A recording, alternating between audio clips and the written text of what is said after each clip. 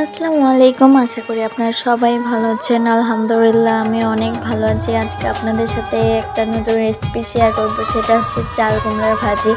শুরুতেই বলি, চাল কুমড়ার মধ্যে কিন্তু অনেক পানি বের হয়, কারণ চাল কুমড়া হচ্ছে প্রথমে ভাজি যদি করতে চান তাহলে প্রথমে হচ্ছে চাল কুমড়াগুলো ভালো করে লবণ দিয়ে হাত দিয়ে মাখিয়ে নেবেন। মাখিয়ে রাখলে অনেক পানি বের হয়, তখন পানিগুলো ছেঁকে ছেঁকে দিতে হয়। তো চলুন রেসিপিতে যাওয়া যাক। প্রথমে কাঁচামরিচ পেঁয়াজ ভালোভাবে লাল করে ভাজে নেওয়ার পর তারপর জিরা বাটা, রসুন বাটা আর পরিমাণ মতো হলুদ গুঁড়া দিয়ে চাল কুমড়াগুলো দিয়ে দিছি।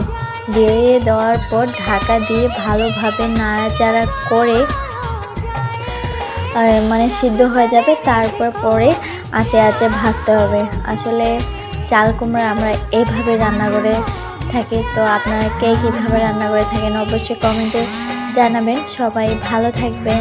আল্লাহ হাফেজ। আসসালামু আলাইকুম।